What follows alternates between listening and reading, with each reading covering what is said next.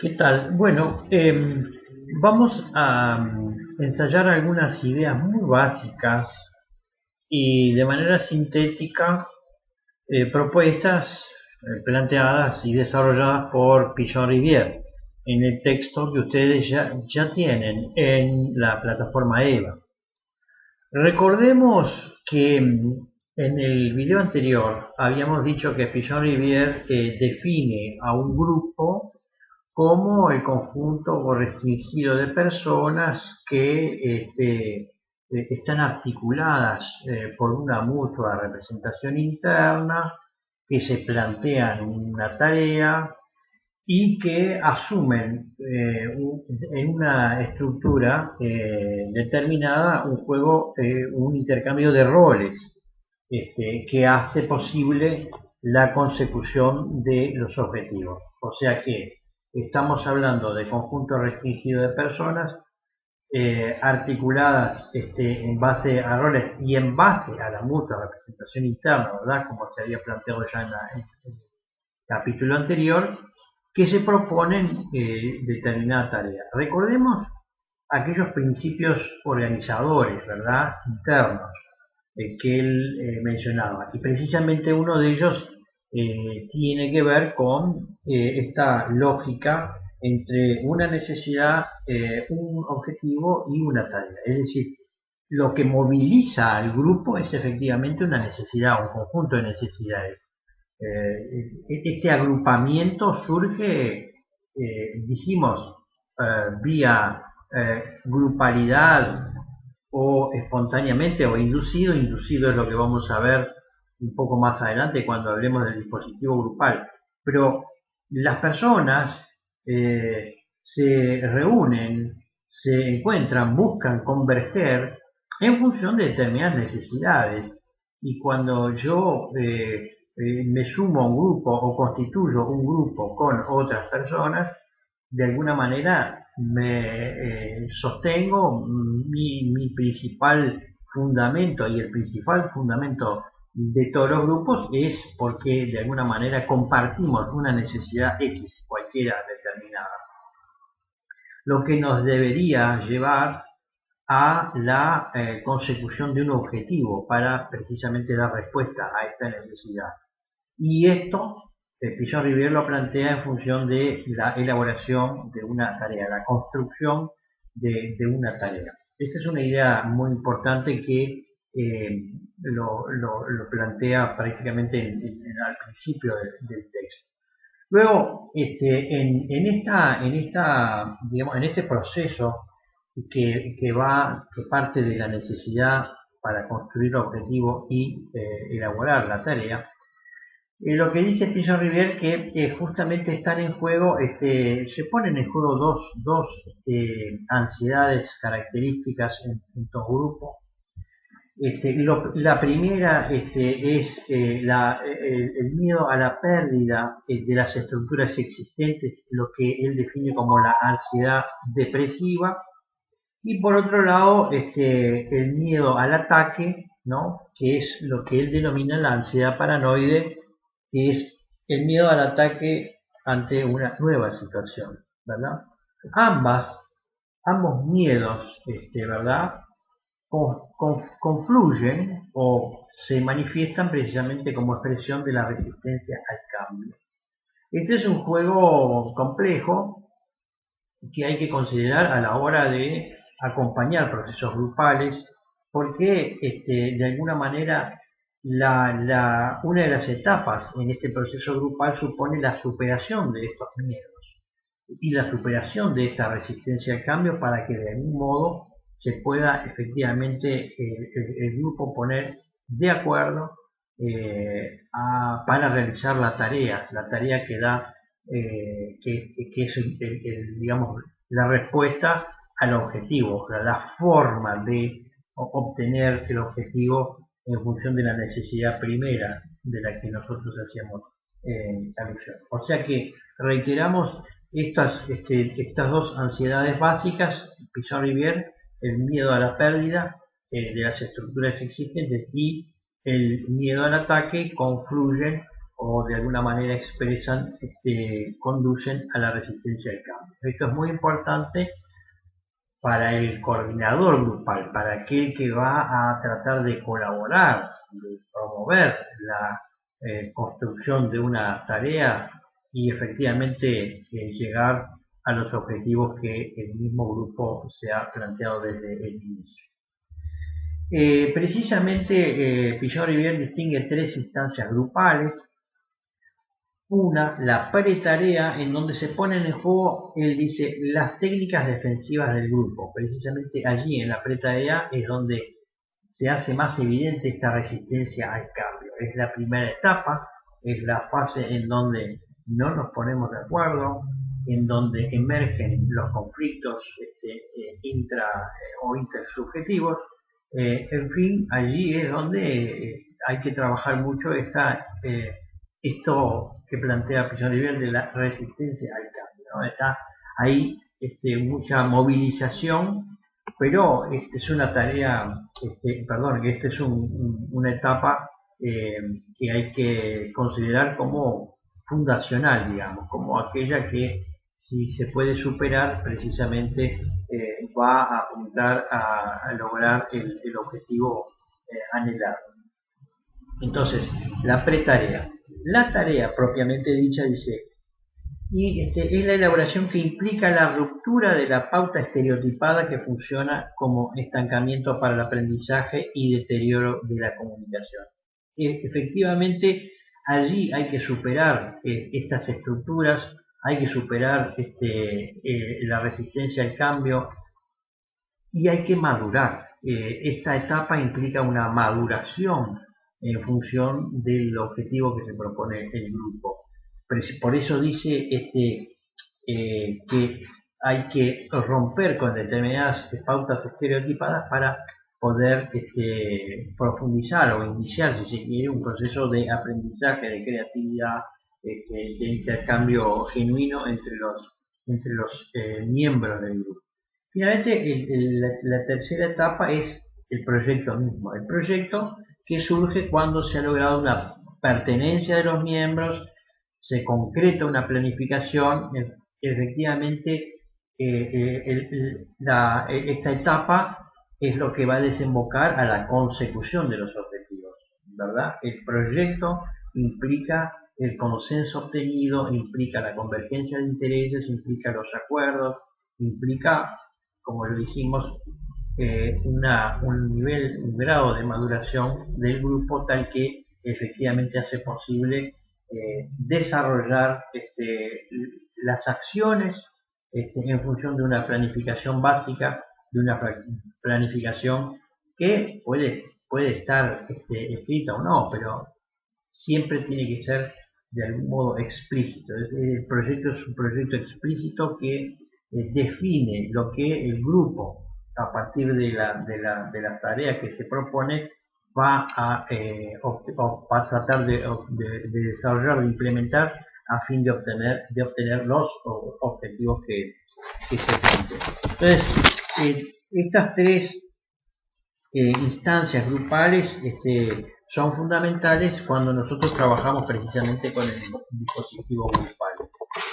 Entonces, en razón de la dinámica y la estructuración de roles, Pichon-Rivière define al menos 4 roles bien característicos, que como habíamos señalado antes no son inmutables, pueden variar a lo largo del tiempo. Un miembro del grupo puede asumir el liderazgo, pero a poco que se desarrolle, a lo mejor asume otro rol y es sustituido precisamente por otro miembro. En fin, no hay roles congelados, no hay roles cristalizados, ¿sí? Entonces él dice, bueno, los roles característicos son la del líder, el portavoz, el chivo expiatorio y el saboteador. El líder es el que conduce, el que orienta, en definitiva es el depositario de todo de lo positivo que hay en el grupo o que el grupo siente, ¿verdad? Y por lo tanto allí se depositan en ese líder todo lo que anhelamos, todo lo que aspiramos generando obviamente una confianza en esa persona que asume en determinado momento el liderazgo del grupo, la conducción, la orientación general. El portavoz de alguna manera explicita lo implícito o lo subyacente en el grupo. Lo que hace es emerger lo que está pasando en las distintas interacciones e intercambios intersubjetivos. El portavoz lo hace explícito y de alguna manera cuando habla un miembro del grupo, los demás se sienten representados, sienten que allí el que habla o la que habla de alguna manera refleja lo que yo pienso, lo que yo siento, lo que yo quiero, lo que yo anhelo, lo que yo deseo. Y por eso lo que decimos es, hace emerger, ¿no? Explícito lo que subyace en todo el proceso grupal. El chivo expiatorio, en cambio, es el depositario de lo negativo, es a quien le echamos la culpa de todo. Es el responsable por un mal funcionamiento, es el responsable porque no hay una participación, es el responsable porque no logramos definir con claridad la tarea ni el proyecto. En definitiva, es, como decíamos, el depositario de lo negativo. Y reiteramos, no es que siempre sea la misma persona el chivo expiatorio. De pronto, en circunstancias o coyunturas determinadas, uno asume tal rol y le es adjudicado ese rol, y de pronto en otra etapa del proceso grupal esto puede cambiar efectivamente y dejar de ser el chivo expiatorio para colocar, depositar lo negativo en otra persona. Y finalmente el cuarto rol característico en esta estructura que plantea Pichon-Rivière es la del saboteador, aquel que pone obstáculos, que frena el proceso grupal de alguna manera, interponiendo siempre peros, reparos, señalamientos que en general no son constructivos, que en general lo que apuntan es a impedir que efectivamente el grupo llegue a la concreción de su tarea y defina y elabore su propio proyecto grupal. Reiteramos estos cuatro roles: el líder, el chivo emisario, el saboteador y el portavoz no son fijos, ¿sí? A lo largo de un proceso grupal que puede llevar un tiempo largo, vamos a observar siempre que puede haber, y de hecho hay, un intercambio, ¿no? de roles y aquel que fue saboteador de pronto cambia su actitud y resulta ser finalmente el portavoz en otra etapa, o aquel que era líder pasa a ser el chivo emisario. Esto es muy característico a veces de grupos en donde hay que saber justamente cómo manejarlo, cómo gestionar la dinámica grupal. Y la otra idea que queríamos plantear era la idea de la técnica del dispositivo grupal. El dispositivo grupal precisamente lo que hace es utilizar la reunión del grupo para un fin determinado y en el marco de una estrategia de interacción profesional, utilizando toda la batería de técnicas a nuestra disposición. Pero claramente allí el profesional, o el trabajador social, no es el líder. El coordinador grupal en realidad no es miembro, no es integrante del grupo, es un elemento externo, es alguien que viene de fuera del grupo, sobre todo cuando el grupo es inducido, sobre todo, aun cuando el coordinador grupal puede trabajar con grupos que ya están constituidos y en cualquiera de las fases, ¿verdad? O instancias grupales que mencionábamos hace un rato.